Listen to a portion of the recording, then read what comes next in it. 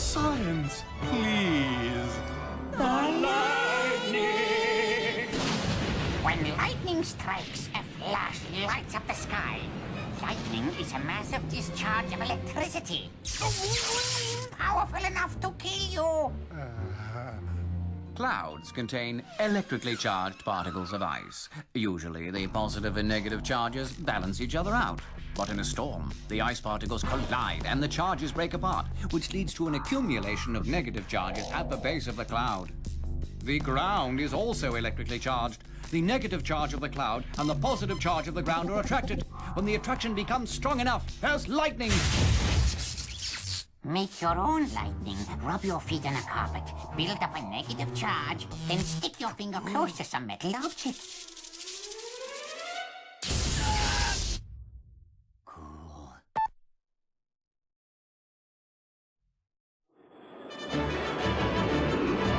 Science, please!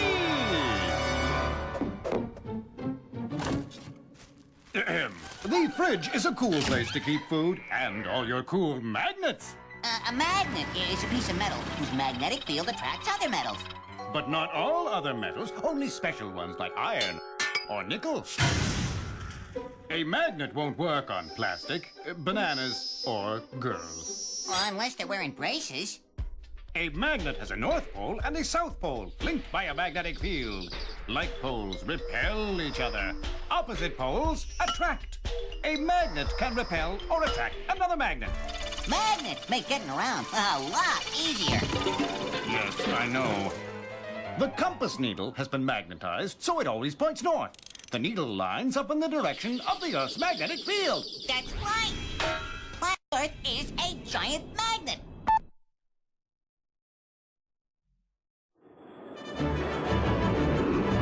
Science, please! Is that all you got from Santa? A battery? And a remote control car? Wow! How does a battery work? An atom is made up of electrons orbiting around a nucleus. Now, a metal that conducts electricity, a conductor, contains some free electrons. Electricity is a current of free electrons traveling between atoms. Oh. In a battery, a chemical reaction draws electrons away from the positive terminal and creates a surplus of electrons at the negative terminal. When the battery's connected, electrons leave the negative terminal and race around the electrical circuit to the positive terminal. That movement of electrons creates electricity.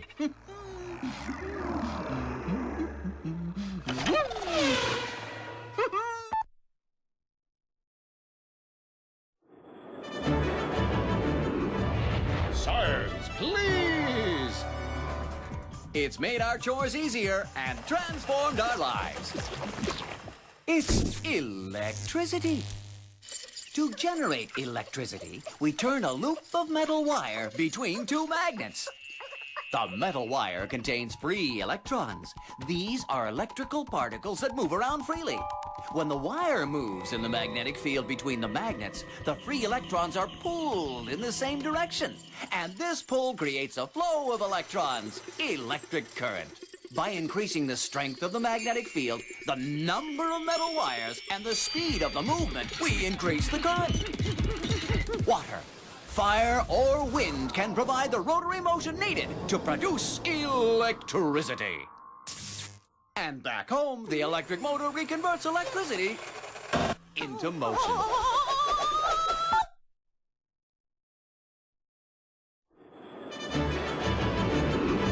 Science, please! Fire used to be the only way to light up the night. There had to be an alternative, but what? The light bulb! One day, Thomas Edison had an idea. Make light using electricity. He already knew that if you got an object hot enough, it would glow. So, he heated a carbon filament with an electric current. It worked! For 2 seconds, oxygen in the air caused it to burn up. So, he sealed the carbon filament in a vacuum, and the electric light bulb appeared! Ta-da! Along with the first lamp salesman. A tungsten filament in a bulb filled with argon and inert gas gave us an efficient lighting source that's still in use today. Thanks, Mr. Edison.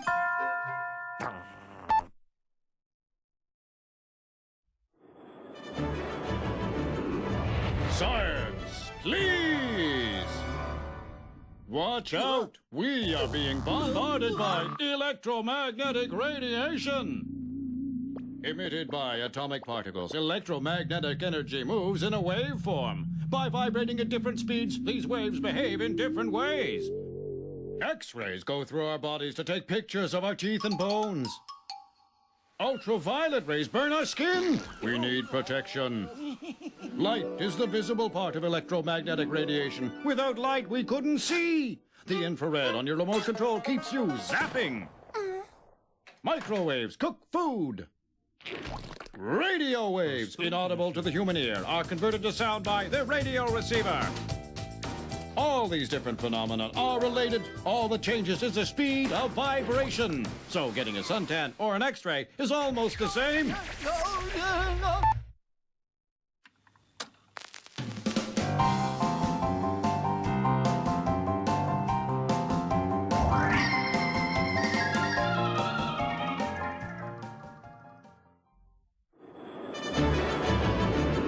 Science, please!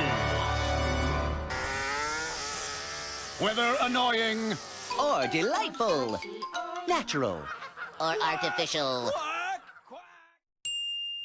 Sound is vibrations. Whether it's our vocal cords or the skin of a drum. When an object vibrates, it makes the molecules of air around it vibrate. The vibration is transmitted from molecule to molecule. When it reaches your ear, the vibration becomes a sound. The oscilloscope measures the number of vibrations per second. That's what we call sound frequency. Rapid vibrations, high frequencies produce high-pitched sounds. Low frequencies give deep sounds. So, ladies and gentlemen, whether high or low,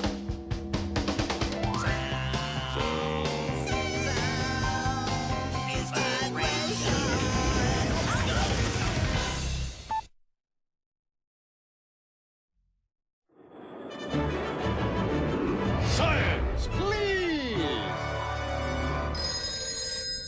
you're the lucky winner of $1 million. Darling, we're through. Wilbur, please. The telephone. With a microphone, an electric current, and a speaker. The telephone encodes, carries, and decodes sounds. When we speak into the phone, we make the air molecules vibrate. They make the membrane of the microphone vibrate. These vibrations cause the electric current to vary. When they reach the telephone on the other end, the electrical signals makes the speaker vibrate, which makes the air vibrate, and that reconstitutes the original message. The telephone has often changed its appearance, but its technology hardly changed at all, till the cordless phone.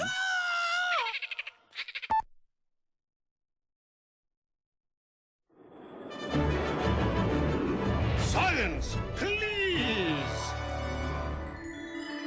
The wonderful world of color.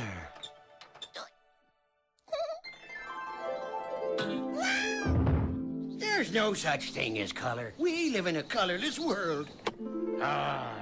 Color is an effect produced in our eyes and brains by light. White light consists of different lengths of light waves. Each wavelength produces a different color sensation. A banana looks yellow because its surface absorbs all wavelengths except yellow, which is reflected back to our eyes. In the same way, a cherry looks red because its skin absorbs all colors except red. And vanilla ice cream gives the illusion of being white because it reflects all wavelengths of light. So, color doesn't really exist, but it does have a very real effect on us.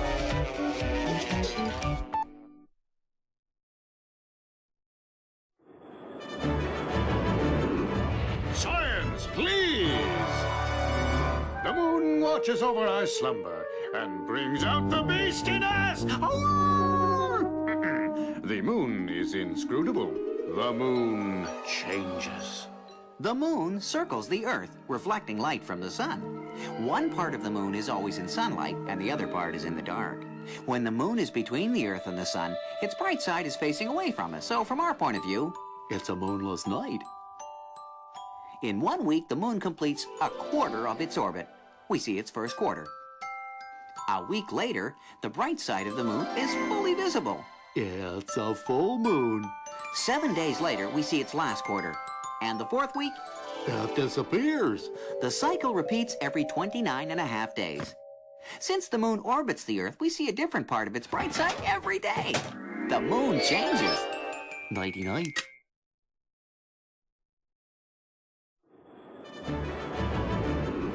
Science, please! Bad eyesight? Seeing double? Too much dieting? Don't panic. You're dealing with mirrors.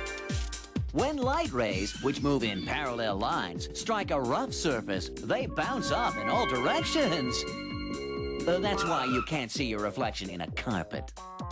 But when these same light rays strike a smooth, flat object, like the silvered surface of a mirror, they bounce back in parallel lines, and the light is reflected perfectly. The image is reconstructed. A flat mirror reflects the light rays perfectly, while a curved mirror will make them converge or diverge. Result, a distorted image. In front of your mirror, primp and preen to your heart's content. Shattering.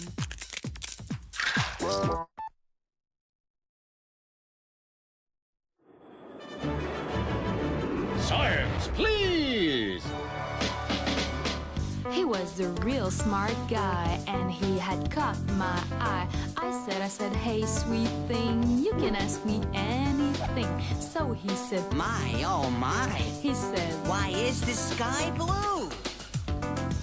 the white light streaming from the sun, you know, contains all the colors of the rainbow. When the sunbeam penetrates the atmosphere, the blue light is deflected by the particles in the air, while the yellow, red, and green lights travel in straight line towards the earth, and that's why the sky is blue. That's why the sky is blue. Give your body to science, would you be so kind? There's experiments that I have in mind. When I saw that goofy grin, I knew the mood that he was in. Before I give it all to you, can you tell me why it's sky so blue? Why is the sky all blue? Blue?